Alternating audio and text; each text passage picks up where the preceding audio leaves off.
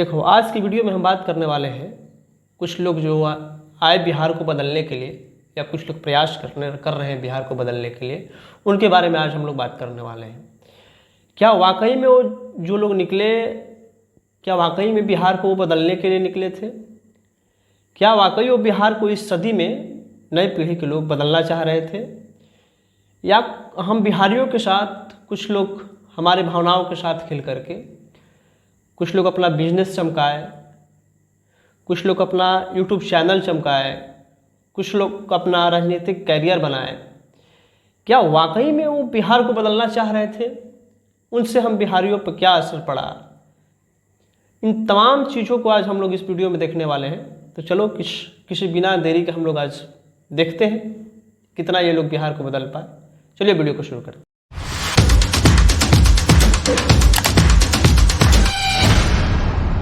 देखो, खान सर एक छोटी सी कोचिंग संस्था में पढ़ाना स्टार्ट किए और वहाँ से ज़मीनी स्तर से जुड़ करके इन्होंने यूट्यूब के माध्यम से हम बिहार वासियों के लिए या कह लो कि पूरे देश के लिए फ्री में शिक्षा देना प्रारंभ किया। इनका स्ट्रगल दिखाई देता है किस तरह से तमाम विवादों से घिर करके रह करके लाखों आलोचनाओं को सुनते हुए, लाखों विवादों के बावजूद हम बिहार वासियों के लिए जितना ये शिक्षा को सरल बनाए, सस्ता बना दिए। किस तरह से आज तुम BPSC, UPSC, state level exam कह लो या सेंट्रल लेवल एग्जाम कह लो की तैयारी तुम जितना केजीएस यानी कि सर का जो ऐप है खान ग्लोबल स्टडीज से तुम जितना सस्ता में कर सकते हो, आज तुम बीपीएससी का इनका फी उठा करके देख लो, 7 से 8 हज़ार रुपये के बीच में तुमको मिल जाएगा। लेकिन इससे पहले कोचिंग संस्थाएं लाखों फीस लेती थी और गुणवत्ता उस लेवल की नहीं दे पाती थी जितना कि आज खान सर देते हैं। खान सर ने जितना पढ़ाई को एक आसान भाषा में प्रस्तुत किया, हास्यपूर्ण बनाया, सरल तरीके से पेश किए, इनके कार्य के लिए वाकई इनका सराहना करना चाहिए। आज खान सर बिहार में ही नहीं, आज पूरी दुनिया में आसान पढ़ाने के शैली के नाम से जाने जाते हैं। आज खान सर की ये उपलब्धि कह लो या तुम जो भी बड़ी कह लो, आज बड़ी बड़ी संस्थाएं इनकी वजह से अपनी फीस को कम रखी हुई हैं। फीस मनमानी नहीं लेती है, नहीं तो इससे पहले फीस मनमानी वसूला जाता था, लाखों में फीस किया जाता था यूपीएससी और बीपीएससी की तैयारी के लिए।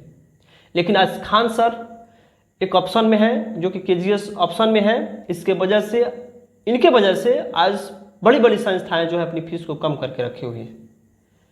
इस कार्य के लिए खान सर का सराहना करना ही चाहिए। तुम आज किसी भी कॉम्पिटिटिव एग्जाम की तैयारी कर रहे हो तो केजीएस से तुम कोर्स कह लो, नोट्स कह लो, बुक कह लो, जितनी सस्ती मिलती हैं उतनी पैसा में तुम मतलब कि पैसे की तंगी की वजह से तुम्हारा पढ़ाई नहीं सोच सकता है। फिर आइए भाई साहब, इनका नाम असली त्रिपुरारी तिवारी है। भाई साहब का नाम लोग अपने अपने अनुसार रखे हैं। जो इनके फॉलोअर हैं वो इनको सन ऑफ बिहार कहते हैं, जो इनके आलोचक हैं ये इनको सन ऑफ बवासीर कहते हैं, सन ऑफ आरएसएस कहते हैं। इनको अनेकों नाम से बिहार में जाना जाता है, पूरे देश में नाम अलग अलग नामों से लोग इनको जानते हैं। इनका एक यूट्यूब चैनल है जिसका कि नाम सच तक न्यूज़ है। लेकिन इस चैनल पे तुम कितना सच देखते हो ये जाने और इनके व्यूअर जानते हैं कि कितना इस पे सच दिखाई देता है। देखो, यदि तुम इनका वीडियो उठाकर देख लोगे तो हर बात में हर जगह बिहार बदलने की ये बात करते हुए तुमको नजर आ जाएंगे। कितना बिहार ये बदल पाए हम बताते हैं। देखो क्या क्या किए। ये सच तक न्यूज चैनल जो इनका है, हर एक दूसरी वीडियो में ये बिहार के इंजीनियर्स को गाली देते हुए नजर आ जाएंगे, दिमाग देते हुए नजर आ जाएंगे, कॉलेज के कुलपतियों को गाली देते हुए नजर आ जाएंगे, बदतमीजी से बात करते हुए नजर आ जाएंगे। कभी महात्मा गांधी को गाली देंगे, कभी शाहरुख खान को गाली देते हुए नजर आ जाएंगे, कभी मुसलमानों को गाली देंगे। देश के एक स्टेट से दूसरे स्टेट में हिंसा फैलाने का कार्य करेंगे। खैर, इनका तो आरएसएस के साथ संबंध है, इनके लिए मतलब कि ये सब बातें कोई बड़ी बात नहीं है। यदि आप मुझसे पूछिएगा कि बिहार के लिए इन्होंने क्या कुछ किए, तो इनको गाली के बजाय, चिल्लाकर बात करने के बजाय, आंख निकाल करके गुस्सा से बात करने के बजाय कुछ बिहार के लिए दिए नहीं है। हिंदू मुसलमान करना सिखाए हैं, शायद ये और भी कुछ कर सिखा सकते थे, जैसे दंगा भड़काना, एक स्टेट से दूसरे स्टेट को लड़ाने की बात करना, बीच में अशांति फैलाने की बात करना, माहौल खराब करना, भारत के राष्ट्रीय पिता को गाली देना, और भी बहुत कुछ, लेकिन संविधान ने बचा लिया है। इन पे एनएसए का कार्य एक केस दर्ज हुआ है, एनएसए के मामला में इनके ऊपर एक केस दर्ज है, जिसका मुख्य कारण तुम जानते हो क्या कारण था। खैर हम बता देते हैं। मार्च 2023 में इन्होंने एक वीडियो चैनल पे अपने अपलोड किया, रिलीज किया। वीडियो में इन्होंने ये दावा किया था कि तमिलनाडु में बिहारी मजदूरों पर बड़े पैमाने पर हमले हो रहे हैं। बाद में ये वीडियो झूठा पाया गया, भ्रामक पाया गया, जिससे राज्य में अशांति की माहौल बना हुआ था। तुम भी देखे उस समय का तनाव फैलने का एक खतरा पैदा हो गया था। इसी के कारण इन पे एनएसए का धारा लगा। जब 6 महीने बाद ये सितंबर में छूट करके आए, जमानत इनको मिली, तो जेल से बाहर निकलते ही तेजस्वी प्रसाद यादव को गलियाना स्टार्ट किए। देश की मीडिया ने इनको खूब सराहा, क्योंकि तेजस्वी प्रसाद यादव को ये गाली दे रहे थे। तेजस्वी प्रसाद यादव को गाली तो दे ही रहे थे, लेकिन उस समय के तत्कालिक जो मुख्यमंत्री थे हमारे चाचा जी, उस समय देखो भाग्य से पलटी भी मारे, सरकार गिरी तेजस्वी प्रसाद यादव को। अब इनको मिल गया। अब हाला मचाना साहब ने स्टार्ट किया कि हमने तेजस्वी प्रसाद यादव का, चूंकि ये जाने से पहले धमकी दे दी इसे कि हम जैसे ही जेल में जाएंगे तो आपका सरकार हम गिरा देंगे। और भाग्य से मतलब कि सरकार गिर भी गई। तेजस्वी प्रसाद यादव की सरकार, जो उप मुख्यमंत्री थे तेजस्वी प्रसाद यादव उस समय नीतीश कुमार जी ने पलटी मारा, भाजपा के साथ गए, और आरजेडी की सरकार कह लो या महागठबंधन की सरकार उस समय गिर चुकी थी। तो इन्होंने भाई साहब हाला मचाना स्टार्ट किया कि हमने सरकार गिरा दी। और बिहार वासियों को लगा कि भाई मनीष कश्यप बहुत बहादुर आदमी है, इसका मतलब कि अब बहुत बड़ा वर्चस्व है, बहुत बड़ा पकड़ वाला आदमी है। तो इनको लगा कि अब बिहार से हमें सराहना मिल रहा है, अब ये आदमी तेजस्वी की सरकार गिरा सकता है तो कुछ भी कर सकता है।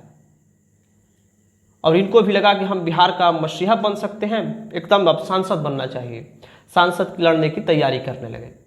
निर्दलीय सोचे कि चलिए निर्दलीय लड़ाई करते हैं, और चंदा उंदा बटोरे। और पता नहीं कि मतलब कि क्या हुआ, मनोज तिवारी जी से मिले और उसके बाद भाजपा ज्वाइन की। भाजपा ज्वाइन करने के बाद ये तो चुनाव नहीं लड़े, लेकिन जो चंदा में पैसा मिला वो पैसा क्या हुआ पता नहीं, ये किसी को जवाब नहीं दिए। चुनाव नहीं लड़ पाए, लेकिन जैसे ही चुनाव तो नहीं लड़े, लेकिन इनका जैसा मानसिकता था वैसी मानसिकता वाली ये पार्टी ज्वाइन जरूर की है। वैसे विचारधारा के वाहक थे, जिस प्रकार के विचारधारा के वाहक थे उस तरह के विचारधारा के साथ ही जाके जुड़े। और आज की ये जिंदगी पूरी ये ऐशो आराम में जी रहे हैं, मौज मस्ती में जी रहे हैं। इनकी जिंदगी पूरी तरह से अच्छी ट्रैक पकड़ ली है। फिर आए ये प्रशांत किशोर, एक भारतीय राजनीतिककार और चुनावी प्रबंधक के नाम से बिहार में कह लो या पूरे देश में विख्यात है, जिन्होंने भारत के बहुत बड़े बड़े प्रमुख पार्टियों से, बहुत बड़े बड़े राजनीतिक दलों से, राजनीतिक नेताओं के साथ काम कर चुके हैं। वे अपने चुनावी अभियानों के लिए मशहूर हैं। चुनाव अभियान जो होता है, चुनावी मैनेजमेंट जो होता है, उसके लिए काफ़ी मशहूर है। बड़े बड़े नेताओं को जिता चुके हैं, उसमें अपनी भूमिका निभा चुके हैं।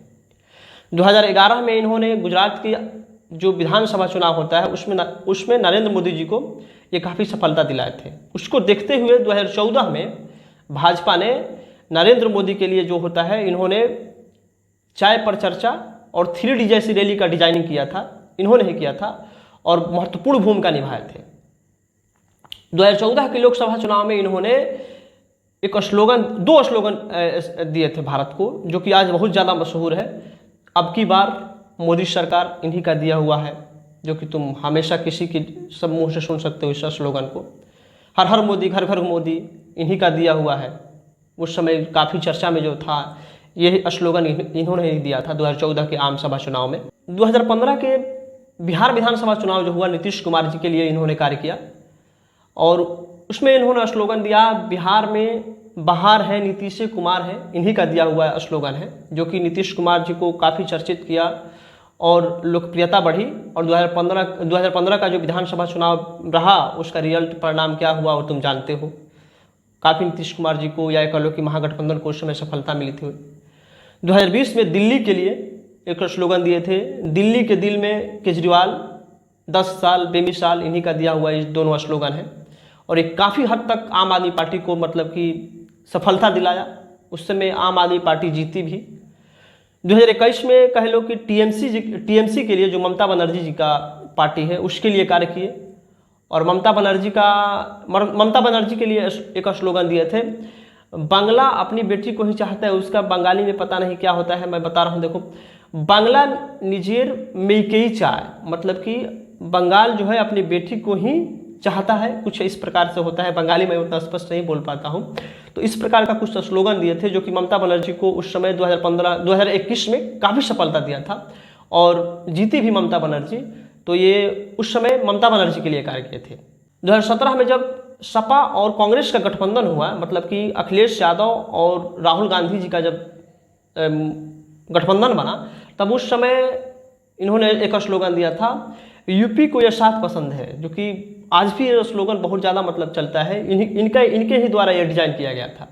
हालांकि उस समय गठबंधन को सफलता ना मिली, वो अलग बात है, लेकिन ये जो यूपी को यह साथ पसंद है, इन्हीं का दिया हुआ था।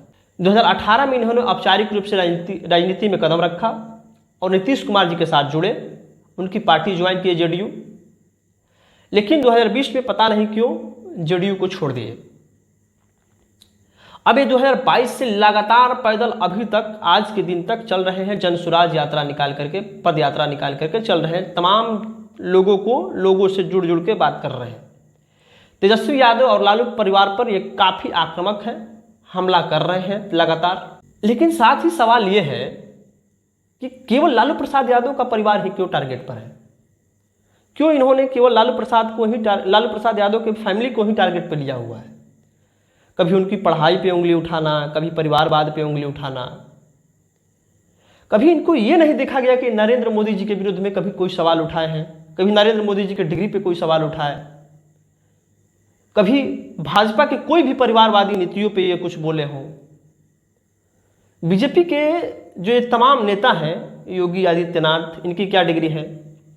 कंगना रनावत, इनकी क्या उपलब्धि है? अमित शाह के बेटे जो है जय शाह, उनकी क्या उपलब्धि है? इनकी क्या क्वालिफिकेशन है? रही बात परिवारवाद की, तो तमाम जो ये बीजेपी के हैं, जैसे कि अमित शाह के बेटे बीसीसीआई के अध्यक्ष बन बैठे हैं, इनकी क्या उपलब्धि है? सम्राट चौधरी जो कि बिहार में उप मुख्यमंत्री बन के बैठे हैं, इनकी क्या उपलब्धि है? राजनाथ के बेटे पंकज सिंह, इनकी क्या उपलब्धि है? वसुंधरा राजे के बेटे जो दुष्यंत सिंह हैं, इनकी क्या है? येदियुरप्पा के जो बेटे हैं बीवाई विजेंद्रा, इनकी क्या उपलब्धि है? अनुराग ठाकुर जो कि प्रेम कुमार धूमल के बेटे हैं, इनकी क्या उपलब्धि है? कभी इन पे भी सवाल होने चाहिए। इन पे कभी सवाल, ये भी तो परिवारवादी नीतियां हैं, ये भी परिवारों को लेकर के चल रहे हैं। बीजेपी नेताओं की डिग्री पर किसी प्रकार की ये बात करते हुए तुमको दिखाई नहीं देंगे। सवाल ये उठता है इन पे भी।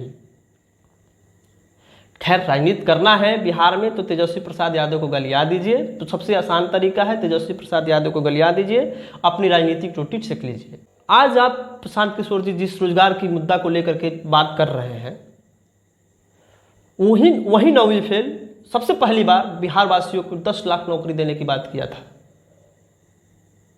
उसका ही चुनावी मुद्दा यह था।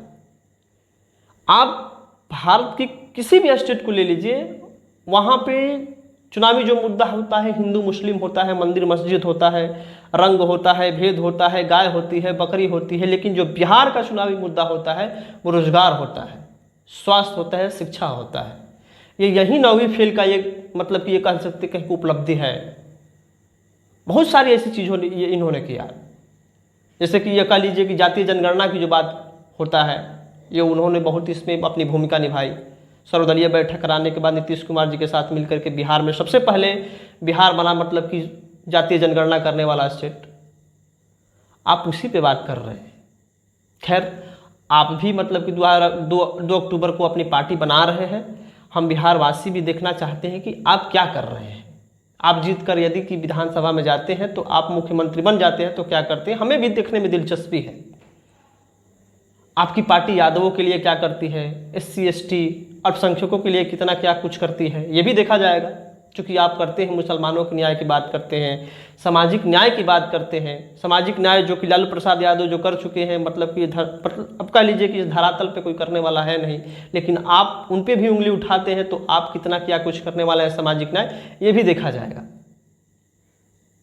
आप कुछ बिहार के लिए कर रहे हैं, ये अच्छी बात है, हम बिहारवासी भी उसकी सराहना करते हैं, लेकिन किसी पे उंगली उठा करके राजनीति करना आपसे अपेक्षा नहीं किया जा सकता है, क्योंकि आपने इतना बड़ा बड़ा काम किया है।